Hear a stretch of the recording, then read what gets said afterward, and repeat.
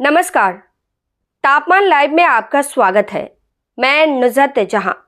RS भट्टी की संभावित विदाई की चर्चाओं के बीच यह सवाल बड़ा आकार लिए हुए है कि बिहार में काबिल से काबिल पुलिस महानिदेशक नियंत्रित विधि व्यवस्था की कसौटी पर खरा क्यों नहीं उतर पाते हैं।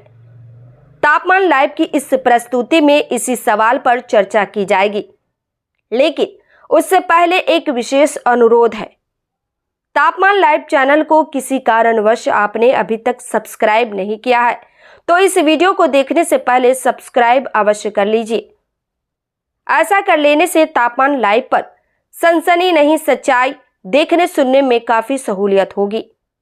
तो तापमान लाइव को तुरंत सब्सक्राइब कर लीजिए, इससे हमारा मनोबल बढ़ेगा, आपको सच देखने सुनने को मिलेगा।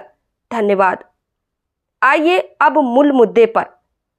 सियासी गलियारों से लेकर गांव के चौपालों तक की धारणा लगभग सामान्य है।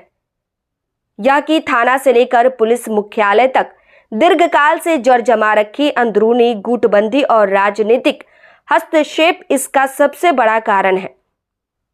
एक तरह से यह पुलिस महकमे की नियति बन गई है।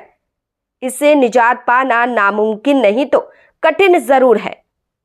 पुलिस के ही कुछ सेवानिवृत्त अधिकारियों का मानना है कि अपराधियों के खिलाफ कार्रवाई को प्रभावित करने वाली यह गुटबंदी टूट गई तब विधि व्यवस्था बहुत हद तक नियंत्रित हो जा सकती है।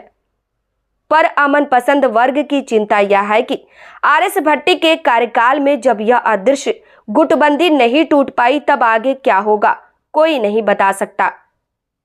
हालांकि महकमे में ऐसी किसी गुटबंदी की कोई आधिकारिक बात नहीं होती है। बात अब राजनीतिक हस्तक्षेप की। विश्लेषकों की समझ में यह बहुत कुछ सत्ता शीर्ष की इच्छा शक्ति पर निर्भर करता है। सुशासन के प्रथम सोपान में सरकार सहमत थी, जाति नहीं जमात की नीति पर चल रही थी। परिणाम सुकूनदायक रहा। बाद के दिनों में विकृतियां समा गई। पुलिस अधिकारियों के स्थानांतरण पदस्थापन में पूर्व की तरह सामाजिक संतुलन बनाया जाने लगा। धन दोहन के आरोप भी उछलने लगे। इससे सक्षमता और कर्मठता कुंठित हुई। असर विधि व्यवस्था पर पड़ा। सबसे महत्वपूर्ण बात यह है कि विधि व्यवस्था के लिए जिम्मेवार पुलिस अधिकारियों के स्थानांतरण पदस्थापन में ऐसी प्रशासनिक परंपरा का निर्वहन हो रहा है जिसमें पुलिस महानिदेशक की काबिलियत का कुंद पर जाना स्वाभाविक है।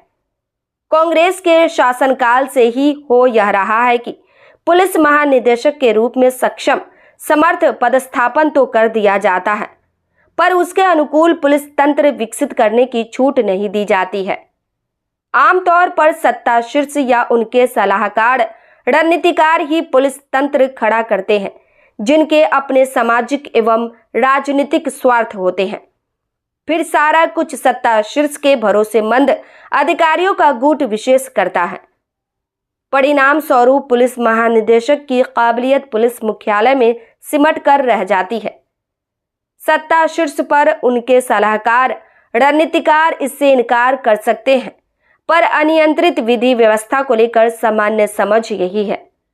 ऐसा सुशासन में ही हो रहा है, ऐसी बात भी नहीं। बड़े बुजुर्गों की माने तो शुरुआत इसकी कांग्रेस के शासनकाल में ही हुई थी। लालू राबड़ी शासनकाल में मजबूती मिली। नीतीश कुमार की सरकार पारदर्शिता प्रदर्शित करने की कोशिशों के बीच उसका अनुसरण कर रही है। इस प्रस्तुति में बस इतना ही। फिर मिलते हैं ऐसी ही दूसरी किसी खास खबर के साथ। वरिष्ठ पत्रकार महेश कुमार सिन्हा का यह विश्लेषण पसंद आया हो तो अपनी प्रतिक्रिया जरूर दीजिएगा। तापमान लाइव चैनल को देखिए, शेयर कीजिए, लाइक कीजिए और सब्सक्राइब अवश्य कीजिए। धन्यवाद।